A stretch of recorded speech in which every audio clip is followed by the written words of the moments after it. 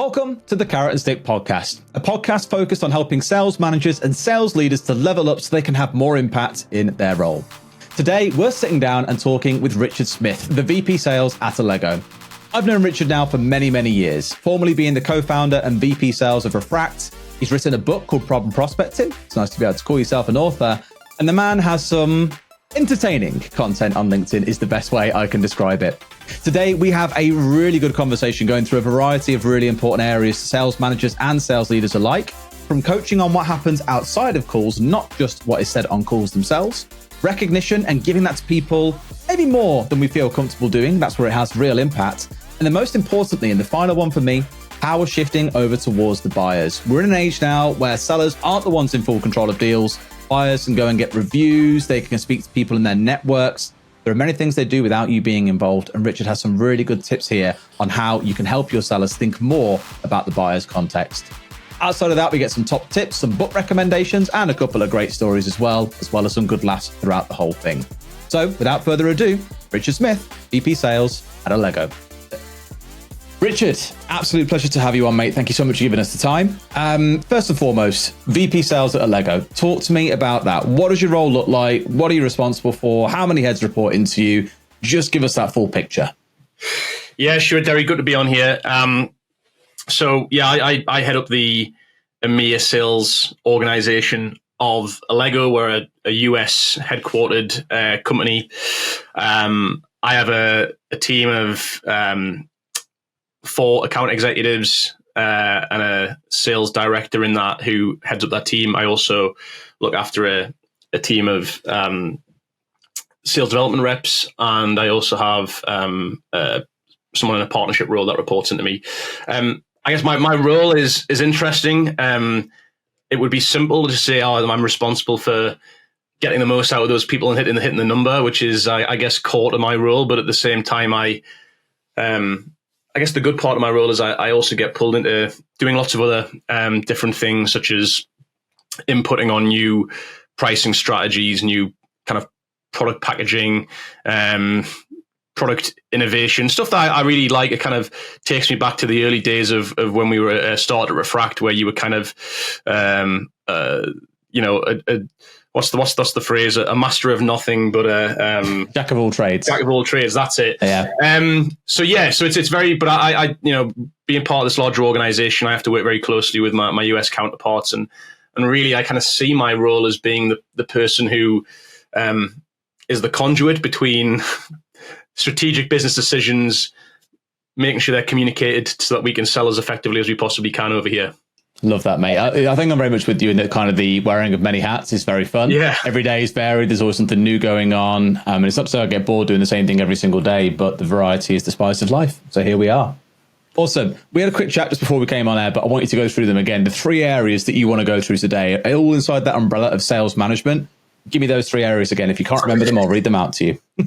Yeah, so I think that what we're going to dive into is really taking a closer look at coaching, what coaching looks like, and someone who has really drank the Kool-Aid of coaching on sales calls, which I'm still massively passionate about. Obviously, I'm also seeing that sales is changing, and there's lots of things outside of sales conversations where deals are won and lost, and how I'm helping my reps navigate through those obstacles. I want to talk a little bit about motivation and kind of that really ties into that recognition that sellers really crave. And the third piece is really about looking at the real rapidly changing tides of a lot of the power going into the buyer's hands, a lot of the way that people are buying in business looking very similar to how they buy in their personal lives, and really how we're having to equip our sellers to deal with that change, and not to have to be so reliant on these kind of old school sales methodologies, which I think are kind of a bit of a dying breed. That's really interesting, and I like that that's the third one you listed, because I might leave that to the end in that case, because I'm aware it's kind of a broader outside of tactical execution, but it's going to be still really interesting as a topic, because I also think it's a really hot one at the moment. Okay, let's start with that first one then, because I feel like that is an area that you are extremely experienced in. Like you say, all those years at Refract from 2015 to really today at Allego has been involved in some level with call coaching. And I joked about this a little bit earlier on, but whenever I open LinkedIn and I see that you reply to a certain call coaching platform's LinkedIn post, basically saying, you're saying that if you say, how are you at the start of a call, you're 7 times more likely to get a demo. That is bollocks. And I'm just like, Richard, I love you. Because you are absolutely right. There's far more nuance to say these words and suddenly you're guaranteed to close a deal, right? Yeah. But you're focused more here on coaching outside of calls. You've spoken for the last 8 years about coaching within calls itself. And you said to me specifically coaching outside of calls. So talk to me about that a little bit. What do you mean? And we'll dig into it. Yeah, well, I think when we started Refract, it was with an acknowledgement that deals are kind of won and lost in the conversations that sellers have with buyers. And to a large degree, I still very much believe that to be true, albeit I do think that selling is getting more and more complex. There are more hurdles, red flags for sellers to navigate that's happening outside of the live conversations they're having with buyers. And whilst those conversations are key to understanding, how people buy and positioning the value that you offer to a prospect and all the rest that goes with it, there is so much that is happening behind the scenes that it is imperative that we sales leaders really work closely with their reps to understand those risks and those, what are all the things that could go wrong with this deal that we're not thinking about right now. And it was interesting. I was at an event last night, and this topic of conversation actually came up, Derry, and started talking about the event you sponsored. How convenient. Yeah. But it was a really interesting discussion. I think relevant to this because one of the things that we talked about was around forecasting, right? And how sellers how can we become better at forecasting? And can forecasting just be solved by a smart tool? And I kind of made the point of like, what's interesting is that no technology, no CRM system out there has anything for the sellers to say, hey, what are the things that could go wrong with this deal, right? Everything is like, did you do this? Did you learn this? Did you ask this question? Yeah. Versus, hey, I've never seen anything in a CRM that says, have you discovered yet that there is someone on the buying side that you do not know about that has a personal connection with a competitor that you're up against, and that could be the thing that could derail your deal, right? And that's something that we experience in our deal cycles. And so there's all sorts of like things like that selling is very complex, especially in certain industries and certain sales cycles. And so it's really critical that we pay attention to what's going on in the conversations that our sellers are having with buyers. And it's critical that we improve the execution of those, but we must spend time looking at stuff that's happening behind the scenes is as equally important, if not more important. The challenge I see in that, and to pick into it a little bit more, is there are potentially an infinite number of risks about what could be going on. Is someone going on a holiday? Does someone know a competitor, like you say? Is someone leaving the business soon? Is there another tech change we don't know about? You could be there for days listing every possible risk and asking every single question. So give me a tangible example about how you've done this with your team, for example. How do you get them to think about more than have you done this checklist that a CRM has given you, for example? How do you get them thinking outside of the calls as well? Yes, it's a great question. You're right. It's extremely tough because to try and mitigate and think about every possible instance that derails a deal, of which there are many, you could be looking at inspecting every deal almost too much, right?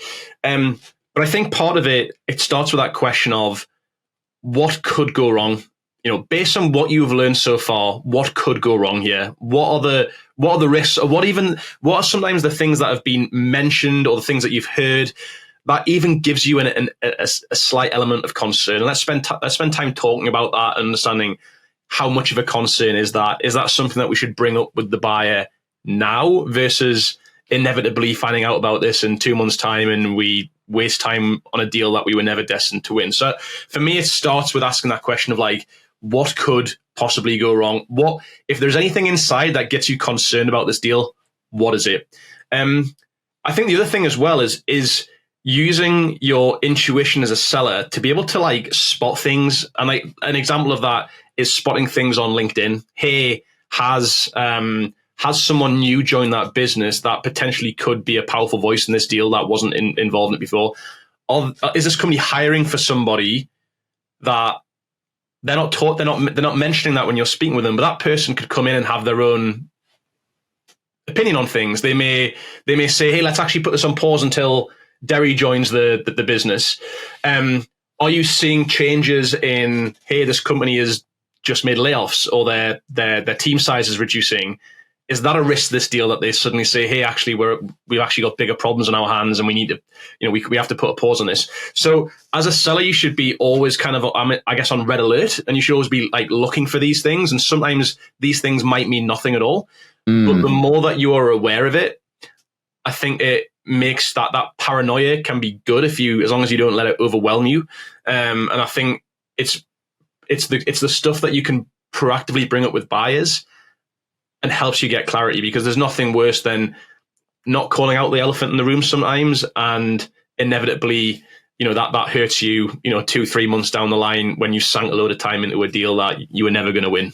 Very true. Yeah, I've got 2 follow-up questions to that then in that case. One is, for example, you'll know this as well, being a VP. At board level, we maintain a risk register in our business just to say, okay, then what could possibly go wrong? Would a supplier outage kick us out? If the market had a big downturn, what would happen? How do we mitigate it? So first question is, 1, do you have like a list of 5 things that you would recommend to the sales managers or reps to go, look, you can't think about all these unlimited possibilities, but here are the main ones that could really get in your way, or things that you've learned that you'd say, right, start with these 5 and build them on. And there's a second point to that. How do you encourage reps to be incredibly open? Because I imagine for some, if they sit there and say, God, all these things could go wrong, I'm forecasting none of my deals because all of them could fall by the wayside as a result. How do you maintain that balance of optimism/reality in a rep without overdoing it? And again, what are those 5 things that maybe you'd recommend to start thinking about? Yeah, really good questions. And quite honestly, I don't have that like checklist. I didn't think you could be prepared with a list of 5. God, I knew Derry asked that question. I don't have that checklist of risks. and I think part of that is there are so many, but I think with experience, you kind of learn as a seller what are the common things which can de-risk a deal. And it's even things like, if my sellers tell me that, hey, we're in a deal here, this is an active evaluation, but they're not looking at anybody else, it's like, okay, that's naive to be thinking that way. Like, the majority of buyers right now, if they're in an evaluation, are doing their due diligence and they're looking at more than one option. Yeah, so it's kind of building up that awareness of like, don't necessarily believe everything that you are led to believe in a deal, because it might actually what you don't believe it yet because you actually haven't learned it yet. You haven't asked the question yet. And just because it hasn't been spoken out loud doesn't mean it's actually a thing that's going on. I can think of a few times historically where someone said to me, oh yeah, there's no competitors in this deal. And it's like, well, have you asked? Right. And it's like, no, but they've not told me. And it's like, yeah, just because they haven't told you, it doesn't mean that it's not a thing, right? Completely with you there. And it's very comforting as a seller to like not ask the question. And hey, the longer I hear that we're the only party in this race, this makes me feel good. The second question that you asked was, it slipped my memory. Getting the reality from the reps, so they're not being too scared or maybe too optimistic in terms of what they give you. Yeah, I find this a real challenge. I know my team find this a real challenge where like, we've like swung from one end of the spectrum to another, where I think there was a time they were too optimistic, forecasting deals and kind of almost just kind of forecasting, yes, this is my most likely deals. And they're almost trying to like forecast to make up their number. Yeah. Versus I think they've almost gone the other way, and they can go the other way where they get so pessimistic and say, actually, I don't want to commit to this because there's still so much I need to learn. So, and it's a challenge where you have to get them to, it's realism, right? And it's having to ask them the questions. We have this guidance of how we forecast deals, such as, hey, have we found that there is second level business pain, and can you, and I, you are basically forced to explain what that second level business pain is, rather than just saying, yeah, I've got it. Yeah. Do you have a solid sponsor or a champion? And there is like a checklist as to what would indicate you've got a solid champion. And if someone isn't ticking that box, it's not a deal that you should be forecasting. Are you at power yet in this deal? Do you even know who the power is? And so there's things that I think we can provide guidance to our reps of like, how do I get real on these deals? But as well, kind of almost going against what I said before, the reality is sometimes you have to go and you have to listen to the calls to say, hey, you're telling me that you know who Power is. I listened to your last call, and to me, it's still very unclear who Power is on this call. Or, hey, you say you've got a solid sponsor because they're being quite open with information. Actually, my reading of the prospect on the last call you had was they're a bit of a closed book. And that isn't in any way being critical of the seller. It's actually a good coaching mechanism to say, hey, this is what you're believing. This is my perception. Let's come to a consensus as to what the reality is. Because there's a very fair chance a rep wants to believe they've got a sponsor because they know it's going to help them with the deal. So even if they haven't really got that strong commit of that person is the sponsor or the champion or whatever you want to call it, they'll say, I'm pretty sure they're that person. They've got to be, or else the deal can't move. They've got to be the right person, right? That kind of bias and hopeful for a positive outcome, whereas you can be more neutral because you're less emotionally attached to the deal itself, right? Exactly. I think, forecasting is one of those things that will always... It's a hard art. It's a really hard art. Right. And there's so much of it that is beyond the seller's control, right? Going back to those risks, like the seller is completely out of control of the person that they're selling to suddenly being laid off next week out of the blue, right? And deal derailed perhaps. But I think it's about giving people the experience, the kind of the frameworks, if you like, to get real on their deals, and to back that up with what's actually happening in their conversations with their buyers to come to a, hey, this is actually a solid prediction that we have. Got it. Love it. I mean, really the advice to bring out of that one that I've taken, if I was to say to any sales manager listening to this, for example, based on the conversation we've just had, number one is think about the risks, not just about have you done a checklist. Have you asked this question? Yep, sweet, I've done that. It's actually think about what could go wrong and go and address those problems as a result of it. One that you mentioned, really the easy one is go and ask, are they looking at other solutions? In fact, to expand on that for a second, the last thing you want to do is if they aren't aware of a competitor and they're not really, you don't get the sense that they are going to be able to find this competitor very easily. In most cases, in some more competitive industries, inevitably they will. But what do you think about going to them and saying, oh, are you looking at specifically named competitor? And they go, oh, but no, we'll go and look now though. And then you suddenly really kind of maybe damage your chance to win. So what level do you word it, or how do you approach asking, are you looking at other solutions? Yeah, again, a really good question. And I think in the past, I would have been a little bit like worried to give that information, whereas I'm far more embracing of it now. Because the reality is, if they go and speak with a competitor and they feel that competitor is a better fit for what they're looking for, then they were possibly always going to end up working with that competitor, whether it was now or in a year's time. And True. And it's about, I guess, the ethical part of selling is like, hey, you have to believe that we are the right partner for you. And for a lot of buyers, the reality is if you've done a good job, of understanding their problems, their challenges, if you've done a good job of positioning why you're very well served to address those challenges, that you're going to be a great partner for them to work with, the chances of them therefore speaking with a competitor and saying, oh, they're the right ones for us is actually quite low, because you already set the vision, you're already ahead of the game. So, it's one of those things that I don't think people should be overly worried about. You should have confidence in yourself and your ability to deliver great value for the people that you're buying. And if they decide that that's someone else, then that's their decision, right? Then so be it. Yeah, we've had it a few times historically with the competitor that was acquired a couple of years ago. Was the conversation around like, look, if you want frontline management, you want motivation, you want TVs, we're the ones for you. If you want deep business intelligence, analytics, go and speak to them. And we normally say that up front if we know someone's looking at something, because like you've said, although it's painful, you know ultimately what the best solution for them is. And otherwise, if they find out about that product later on, likelihood is they're going to churn regardless, right? So have that honest conversation, look to add value and be a trusted party, because in a year or two's time, things could change very quickly. Derry, what you've just touched upon that I'd love to go a bit deeper on is... Please do. I like deep topics on this. It's always tactical stuff that helps, right? So it sounds like, you've been listening to April Dunford, right? Who she had wrote a great book around product positioning. And obviously awesome, wasn't it? Yeah, great book. And I remember seeing April at a conference. It was SaaStock, actually. And she opened my eyes to the whole thing around competition, where I was like, always a bit nervous around competition, always a bit like, not fearful, but always a bit kind of frustrated with competition and deals.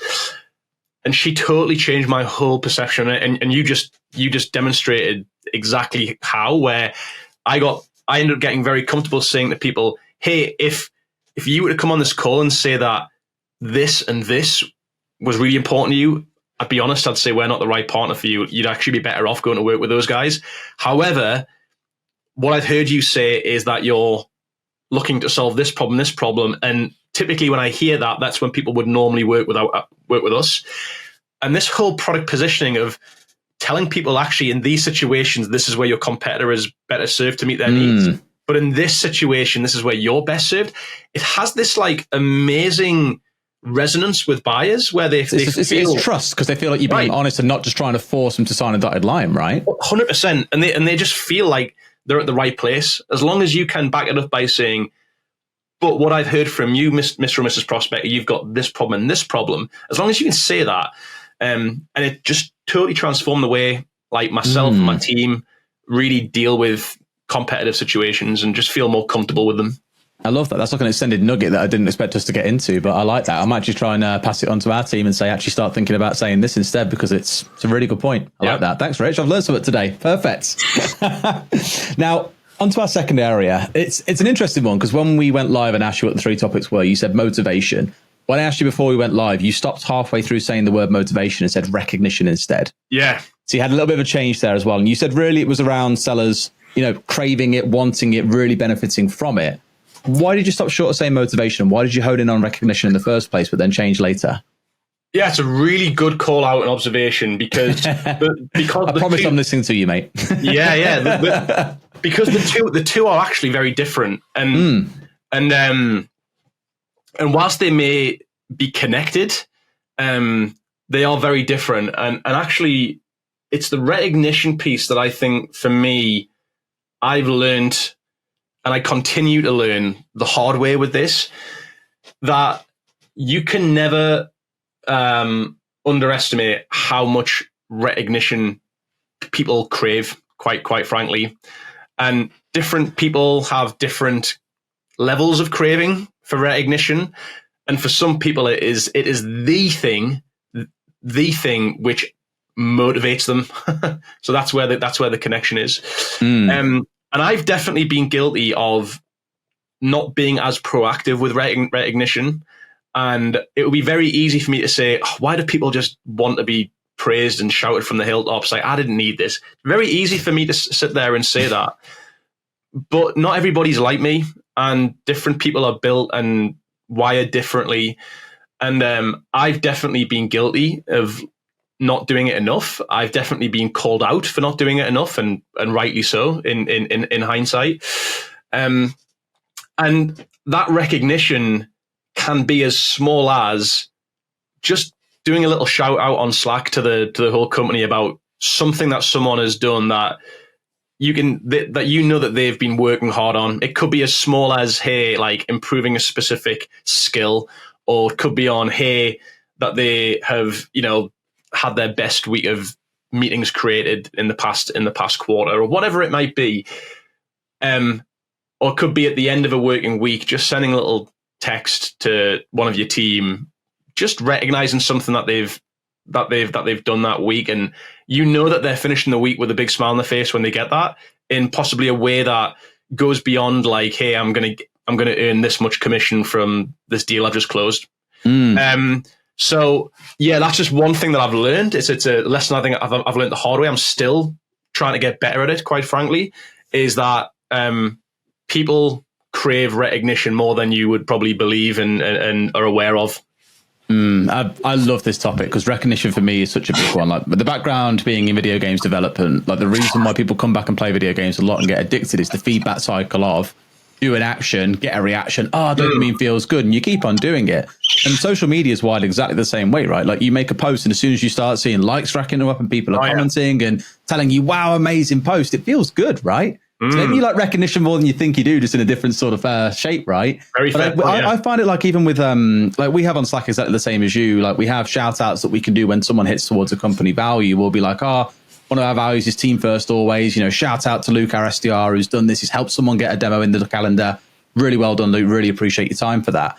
that we tend to find if, and in the first 2 weeks, someone as a new starter gets that shout out, they feel so like happy that it's almost like a sign outside of their manager, and it's being shouted to everyone to say, this person is doing a really good job and we're really appreciating the effort they're putting in. If we see a deal come through, if we see a demo get booked, half the team jumps on there and there's like emojis being spammed. People are commenting in a thread, just being like, yeah, let's go get it. 400 user accounts come through. You smashed it. Well done, mate. And it really inspires people to go that extra layer, to give really thorough notes about their deals and the demos, about why they've been booked, because people read it and get excited by it.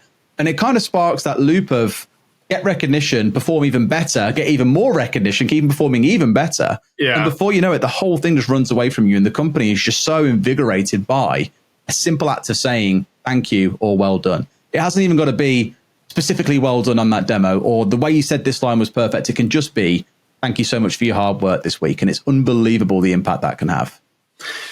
Absolutely. And we did an initiative in our company a couple of months ago where we wanted to boost positivity. It's been, for a lot of tech companies, hasn't been the easiest of years. It's a rough year, yeah. And we we had this initiative in the business of like, hey, how can we get more shout outs in the Slack channel than we normally do? And how can we extend that beyond just, salespeople just closing deals, and we had this initiative that for every shout out, the company would plant 3 trees. And it was amazing. Like this beacon of positivity, and that, everything from, this customer success managers just had a great bit of praise on a live call, or, hey, kudos to this developer who's just killed it with this new feature that we've just released, and people in the business who outside of sales. And it was just such a nice thing to see, quite frankly, from people just being more intentional about giving recognition.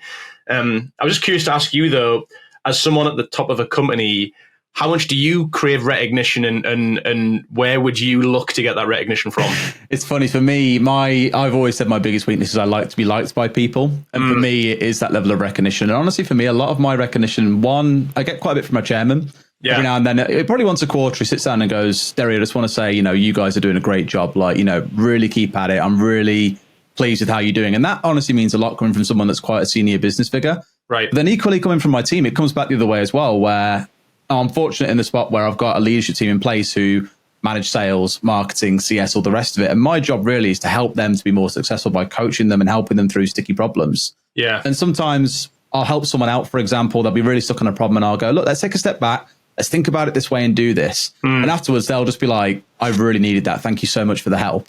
And just even being told thank you for me is enough recognition for me. Like, do I need to be told, the way you're managing our financial model is absolutely brilliant. The way that you prepared this deck is unreal. I'm like, I don't really care about that. But just being told thank you and knowing that what I'm doing is having a positive impact. Yeah. That's my fuel. That's why I get out of bed every single day.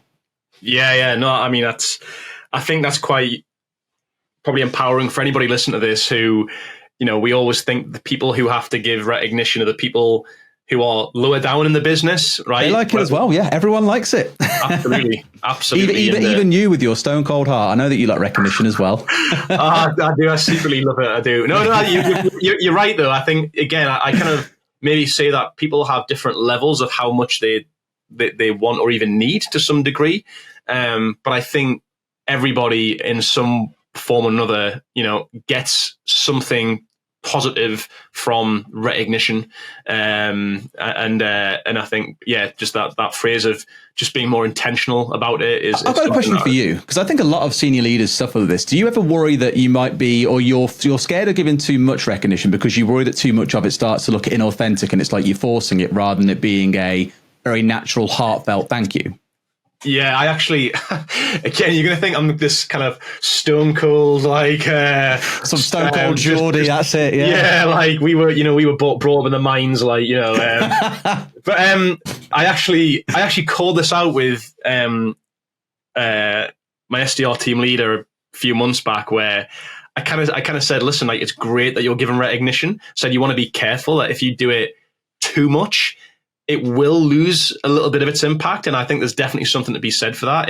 If someone was telling you that you were great every single day, then when you said that yesterday, today I've done barely anything. You're still telling me I'm great. Like, please calm down, right?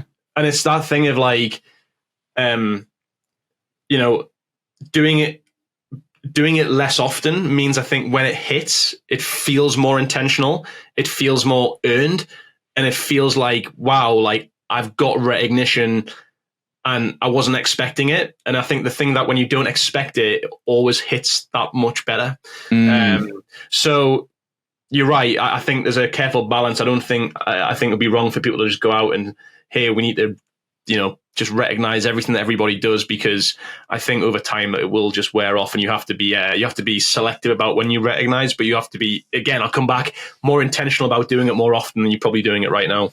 And probably how you recognize as well is there's so many methods you can do it. Like one thing I can think of that I do sometimes, I can message in a public channel and just say, look, big shout out to this team, done a great job today. And that's in Slack. Other times it can be in a DM one-to-one to saying, look, the way you've done that, thank you so much for that. Like that was honestly brilliant. Really proud of how you've done it. Really pleased. Probably the ones that are the rarest, but are, I would say they're the rarest. Maybe they are actually, is LinkedIn shout outs, which feels a little bit strange to say, but our sales team live on LinkedIn a lot, right? And they know that if Big Boss, air quotes, is posting on LinkedIn saying, you know what, I'm so pleased for this SDR today. It's broken our like demo booking records in a week, or the whole team have achieved A, B, and C. I'm so glad they've done it, or whatever it might be. Just as long as these different mediums in different places appearing, it's the same way in how you appear to your buyers. Interestingly, to bring it back to sales for a second as well, is if they only hear from you and that's the only place they hear of you, then that's okay. But if they hear of you from another customer of yours saying, oh yeah, those guys are great, you should talk to them. If they're seeing ads appearing on LinkedIn, okay, then I'm seeing these guys more and more. If you're then seeing them in a WhatsApp chat somewhere as well, and also hearing from you, their perception, I think, of you becomes so much higher and much more kind of like grandiose in a way. And it's the same with recognition. When it comes from different places, it does hit differently each time and feel like it has different orders of magnitude, which is really good and really important. Yeah, I think that's very, very important to call out. I think it's like prospecting, right? It's like different channels, work more effectively, and I think exactly. Again, it's that variety. I think is quite good. And again, like you say that the LinkedIn thing, there isn't enough positive call outs on LinkedIn, and I think it adds a new dimension to it where you're not just praising from within your own company walls. You're actually, you're so pleased with what someone's done that you're broadcasting it to a wider audience, and that's it. And I think again, there's that just for certain people that will mean even more than for others. It's what I love. I think there's a lot of what I call success porn on LinkedIn, where it's just all about, look how great I am, look how great my company is, but very rarely is they look how great my team is. Yeah. And I think as a leader, the most selfless thing you can do is raise the team up rather than yourself or the company. Raise the ones up who made it happen, right? Absolutely. Lovely. Nice point to end that on as well then. Now we go over to our third one, because this one is such a broad topic, but I absolutely love it. It's power shift over to buyers, and ultimately how you're now helping your sellers with that. I think if we look at, I've seen more and more of these every single day, Trumpet are a company I'll shout out for this, pods, where you can basically build pages of information for your buyers to browse and get anything they want when they want it, without having to come and ask you for it. It's dark social. It's making assessments where you can't see them. It's finding information that isn't directly coming to you as a salesperson. And on with you, salespeople are kind of getting a smaller attention share from a prospect when they'd rather go and look at your website or read through their own case studies or check out G2 reviews or ask others who are using your software without your knowledge. It is a really interesting time. So what's your take on the current shift and where you think things are going? Yeah, I think there's a huge shift happening. And I did a LinkedIn post yesterday, actually, and it was kind of framed as like, too many sales leaders don't buy the way they want their reps to sell. And I actually kind of listed some quotations that I'd heard from our own real sales calls. I read the posts. I do read a lot of your posts, interestingly. And it was things like, the prospect saying, I know this goes against the grain of, value before price, but I need to know your pricing before we take this call any further. Or, I appreciate that it's ironic that I've just told you that I want my sellers to be better at discovery, but to be honest, we can kind of skip past the discovery part of this call and just go straight to the product. Or hey, I say that all the time. I'm terrible for it. I also say to my team, I hate them doing discovery as well. I'm exactly the same. Or hey, I absolutely despise when I hear our prospects ask our own sales team for free trials, but any chance we can get a free trial? And the point of my post wasn't to like attack those people. It was actually highlighting what I think is actually happening in the industry that sellers need to be aware of, is that buying behaviors and how people sell is different to how they buy in many different situations. And, you know, I was actually speaking with a sales rep, not one of my own, but from another company recently, and they were having a real hard time of it because their company was rolling out this, you know, the new fancy, you know, 10-letter long sales methodology. And it was, they said they were getting really confused by it. And it was saying, hey, if I lived and breathed by this sales methodology, I'd have to get the buyer on like 7 calls to get all this information out of them. And I kind of said, well, I can appreciate why you feel that way. Which buyer wants to go on 7 different calls if they're in an evaluation? I mean, there's a startling stat that I shared at the event last night that I think 47% of buyers in an ideal world would like to buy without interacting with a salesperson at all, which is terrifying for the likes of myself. But that's the reality. Yeah, exactly. So the key point is like we have to adapt or die. I think in this realm. I think if any of us, like, hey, would you rather go into a shop, walk to a shop and have to speak with a salesperson in a shop and be shown loads of products? Would you rather do that? Or would you rather go on an app and push 2 buttons and buy it ourselves? And I think the majority of us would opt for option B. So this is why, you know, I kind of referenced it earlier, but there's this whole new world of what we call backstage selling. Our co-founders of Allego actually wrote this book around mastering virtual selling, and they have this concept of like the conductor in the orchestra, where you've got the front stage selling, which is, you know, you're on a Zoom call, you're doing your discovery call, you're asking your questions, you're doing your demos, but you've got this whole concept of backstage selling, all the stuff that's happening behind the scenes, some stuff that you're not even aware of, and that's actually where most of the buying is actually happening. And it's about how you optimize those backstage experiences for buyers is really key. But it's also in those front stage situations, it's understanding that, hey, following a rigid sales methodology is not necessarily what your buyers want. And you have to adapt to understanding how they want to buy and you trying to support them on that journey. And if they don't know how to buy, it's your job as a seller to guide them and to be supportive. But the bar is rising so high for salespeople to make sure that they are providing an enriched buying experience. And if they're being rigid and inflexible, especially in complex sales cycles, they're gonna really struggle because, you know, there is a big changing of the guard. And just one more thing, I'll kind of just finish this piece on is I was speaking with someone last night who is in the market for a platform like ours. And I asked them the question, I said, hey, before you actually got in touch with a supplier, to talk me through what you did. And they said, there's extensive research. And I said, what does extensive research mean? I said, well, I asked like 3 or 4 people in my network. I've asked people who I used to work with I've went on G2 Crowd. I went on everybody's website. I looked through every single page. I did research on pricing. I'm in a sales enablement community where I was asking questions on forums. And I was like, wow, like, and she said the reality was by the time I actually engaged with a salesperson who wanted to do a demo, they're like, you'd already made the decision, they're right? Like, I've already kind of seen your product. Like, I don't need to really see anymore. And it's kind of like, again, this might sound quite scary for sellers listening to this because they're like, wow, like they are doing a lot of what I should be doing. But there is still a place for salespeople. I just think the emphasis needs to be on that we have to adapt. We have to find new ways of offering things that we believe our prospects to be valuable in the process, and we have to do a better job of helping them make decisions. But yeah, there's a lot of changes happening in the industry. It's so fascinating. I remember one of the challenging questions that I heard once, and I'm actually using it quite a lot these days when I think about it, is each part of your sales process for you, or is it for the buyer? If it's for you, it's a detractor. It's a reason they could walk away. It's a reason you could lose them. If all you do is because you want information, it's a problem. And nothing aggravates. I'm a very passionate buyer, by the way, when it comes to software. Nothing aggravates me more when I reach out for a demo request and I even say to them, look, I know who you are. I've heard all about you before. I've seen the slide deck. Can we just look at the certain parts of the product that I know serve a use case that I need to fix this? Right. And I tell you what, I'll be that guy. I'll even call out a company that, the one that you comment about, Gong. Wonderful example. We were looking at buying call coaching software recently, and we took a demo of Gong.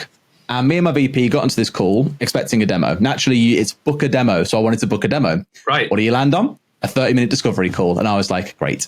And so really, we did kind of hurry that conversation along, but we gave him 10, 15 minutes to ask the questions that he needed to around, okay, then what is it you need to know from us in order for you to bespoke this demo you're going to give us? Right. And he asked us things like, why are we talking today? What is the top problem right now that you guys are worried about? And we said it's pipeline gen. We need to make sure we are getting the most pipeline coming in to make sure we can hit our revenue targets. Yeah. And he said, okay, then no problem. 10, 15 minutes later, we get on to doing the demo. We have a demo, nothing to do with pipeline gen or anything about call coaching. It was a certain part of the product to do with deal management or whatever it was. And our VP had to jump off, but I stayed on and said to the guy, look, can I give you some really candid feedback? And he said, yeah, of course. And I said, I told you at the very start, our problem is pipeline gen. Nothing you've shown me on this demo had anything to do with pipeline gen. You showed me what you wanted to show me and nothing that I wanted to see. And his answer kind of shocked me a little bit. It wasn't like, I'm really sorry, let's get in a time and I'll show you more of that. His answer was, we've seen that when we showed this feature on our first demo, our win rates go up by this, which I know is going to make you laugh given the comments that you make on some of the posts that you see on social media. But it was one of those, again, where it was being done for the seller and not for the buyer. And shock horror, we in the end didn't choose to go with Gong as a result. Also a little bit too expensive for us, given where we're currently at. But it's just one of those where in a process, nothing aggravates you more than believing on getting one thing or asking for one thing and getting something completely different. Yeah. So I am so in that mindset of listen to what the buyers want. If you've got to do a little bit of discovery, just say, look, can I ask you some questions for 5 minutes so I know what to show you? And to be fair, one of our AEs is really good at this. Asks what problems they've got. Why are we talking today? Just tell me, why are we here talking today? And they say, I want to see gamification. We spend 80% of our demo then going through competitions and gamification-based features. And we say, look, there are other bits over here. I'll show them you quickly for 2 minutes. I don't think you're going to care about them or they're not as important. Just so you know they're there, I'll show them to you. But everything else is about that core focus. And it just aggravates you when we don't get the same when we go out there and try and buy software.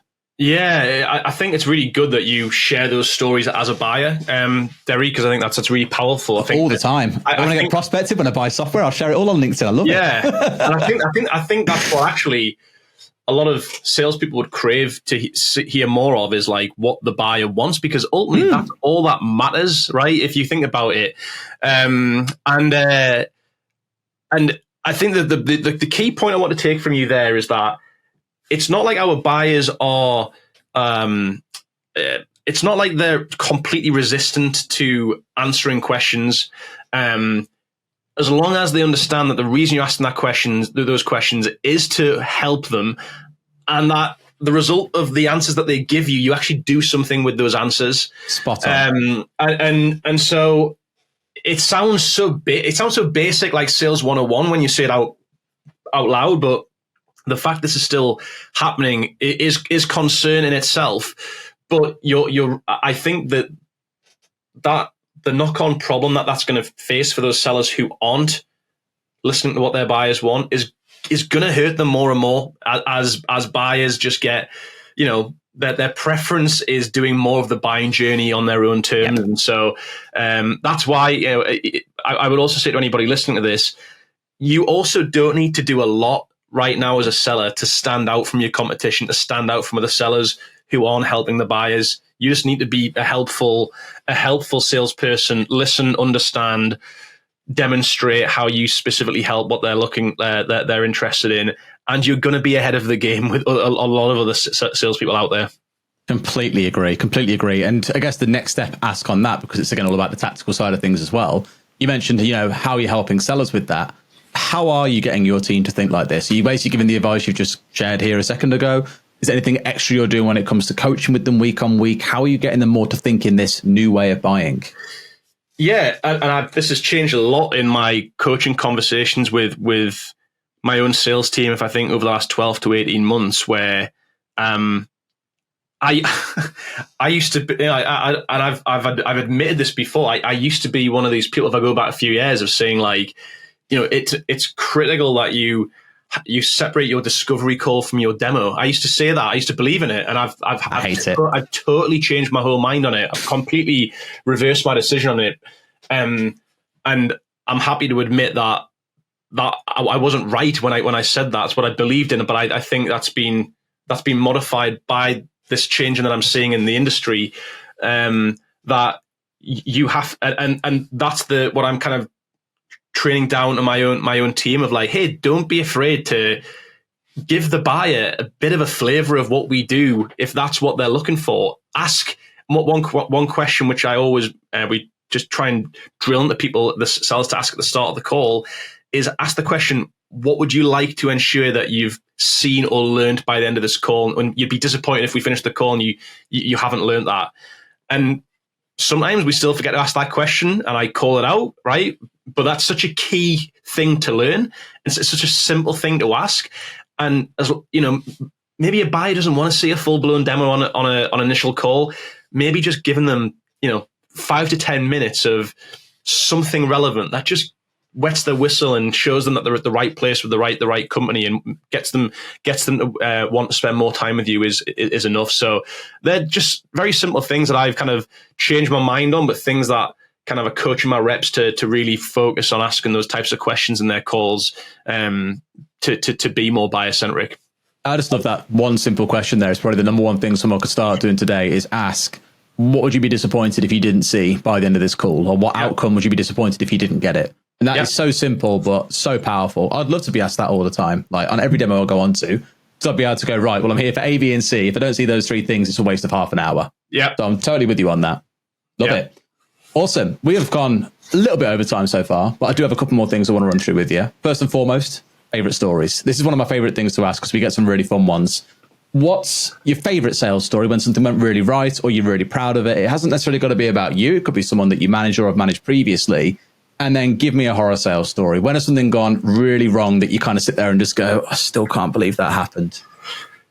Yeah, well, there's a few that spring to mind. I think one story of like a positive. I remember about 4 years ago now, one of the SDRs on my team cold called a sales trainer. Right, this was a time when we were sales trainers were like a target for us. They were a customer profile of ours, and one of the guys on my team was still quite new in the role, young guy, and he cold called this sales trainer. This sales trainer basically laughed down the phone at him. It was one of the most embarrassing things like I've ever especially from someone so cringy, who teaches salespeople how to become better. And there he was, like almost mocking my SDR at his cold calling style and his strategy. And so one of the guys on my team I work with actually rang the sales trainer back and kind of just called him out and just said, that's embarrassing. Like, this is a young lad. He's new to sales. He's trying really hard. I don't see what he's done wrong. You actually teach this stuff, or you say you do it on your website, and you've basically tried to make him feel that small. And it was just the guy completely went on the back foot, wasn't expecting to be called out. And I just feel like I was quite proud that we'd done that. I think it'd be very easy to say, let's not, piss off, our audience. And it was like, actually, no, like, let's stand up for people that we work with, people that let's stand up for the profession, quite honestly. Let's call it out if we think there's, my opinion, it was almost like bullying that was happening. And I just always remember it as being like the SDR in question, I think, felt quite proud of us that we'd kind of stood up for them. I love that. And I think there's just too much like belittling of salespeople at a time when like we are trying to make the profession so much more respected, especially from someone who was in the their whole business was around training salespeople to be more effective. So that's one thing that stands out as like a positive story. I hope you gave that lad or lady recognition for that, Richard. We did. We actually really praised that. We actually thought he'd done a really good job. And hey, if you don't want to speak with a salesperson on the phone, just be relatively polite with them and say you're not interested, but don't belittle them. Spot on. Horror story. Give me one. Oh wow. There's a few of those in history. Well, do you know what? Right, this is an interesting one. This is actually quite. I mean, there's a lot, right? But there's one that's fairly recent where a and I'm sure you can probably attest to these situations. We were gearing up for like an important demo, and this is a deal that we've been working on for 3 months or so. And like 30 minutes before the demo started, we were having issues with our platform. It was slow. We were having some server challenges. Like, this stuff happens in software companies, you know, and a lot of this stuff was out of your control when, you know, Amazon are suddenly having a bit of a meltdown in their you know, with their hosting centers. And I'm like, oh man, like, this demo, it's going to be very difficult for us to cancel this demo. I could say, hey, can we postpone because we're having issues? But the product just started working again just before the demo started. But then during the demo, you can imagine it suddenly started having issues. Pages taking ages to load. Yeah. Certain things not responding.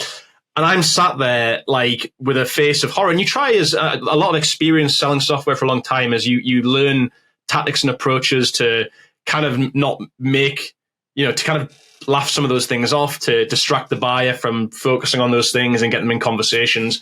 But it was so noticeable. It was like, my heart sank. It was almost like I was seeing this deal kind of slip away in front of my eyes. And we actually had a sales engineer on the call with us that was supporting the demo. What was so funny, after the demo, I felt so like, oh man, like, I can't believe how badly that went. And we then got a message. There's actually a happy ending to this horror story. A message from the prospect afterwards that said, "Can I just say that was the best demo I've ever seen? Like, if our sales engineers could demo like that, we'd be delighted." And I was just like, I just couldn't believe. Are you crazy? It was almost like they hadn't seen what I'd seen. So it may be like a lesson from that for me is like, especially if you're selling to other software companies. This is a software company. They'll have experienced the same things. You always are most critical of your own product and your own company, I think, and your own work. People aren't always aware of problems that you're aware of. Even if it's happening in front of your very eyes. Yeah. And ultimately, you know, deals don't die by having a demo with that's where your platform is going a bit slower than it normally is. So. Oh yeah, our CS team at this point, like, we had one new guy start with us, and inside his first week, he had to get on a call with someone, and the platform was having a moment. I think we'd updated something, and something wasn't working the way it was meant to. And he just had to really think on his feet. And to be fair to him, he did. And he got a shout out for it. There was the recognition. But it was just one of them that was just so funny now I look back at it. It happens, like you say, it just happens, right? And it's like the end of the world. Yeah, absolutely. Love it. Cool. Quick fire round then. Short and sweet answers to these ones, and then we'll start to wrap things up. What is your favourite sales book? And you can't say Problem Prospecting. No. I'll tell you what, the best sales book I've just quickly remember the exact title is the Qualified Sales Leader by John McMahon. Read that book, I think it was 2 years ago, and it was just a great book from like a sales leadership perspective. Like, just guy telling like stories of like how he just real life stories of where he'd been along to sales meetings, how he coached reps and things like that. It just really struck a chord. It was a really, really good book. Amazing. Favorite LinkedIn influencers to follow? 1 to 3. Yeah, who do I get a lot of value out of? So there's a guy that I've started to really like his posts. Guy called More Asaline, kind of, I guess, thinks similar to how I think about things. I think you probably want the people like that. Not always though. There's I also enjoy Benjamin Dennehy's post. Don't always agree with what he posts, but I think he's always absolute wind up merchant, that guy. But I love him. But he's good value for and entertainment in his post, but also talks a lot of sense in some situations.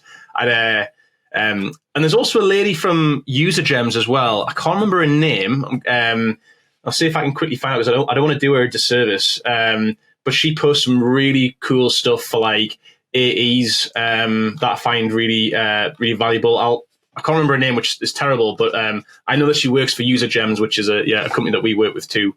I'll try and find out. Nice. And then 3 tips: 1 for aspiring managers, 1 for current managers, and then 1 for sales leaders.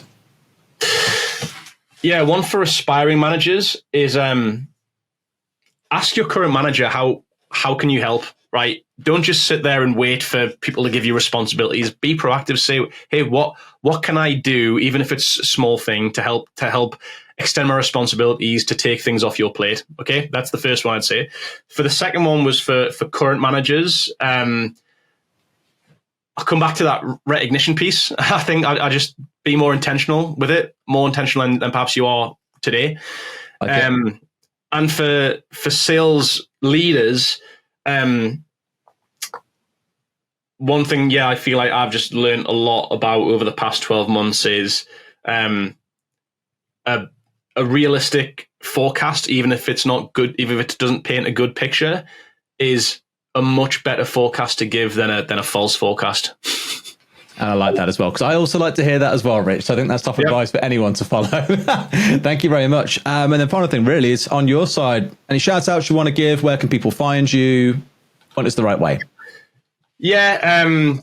So just before I said that, Kristen Connor was the lady from User Gems. I found her. Give her a follow. Good. If people want to find out more about what Allego do, check out our website.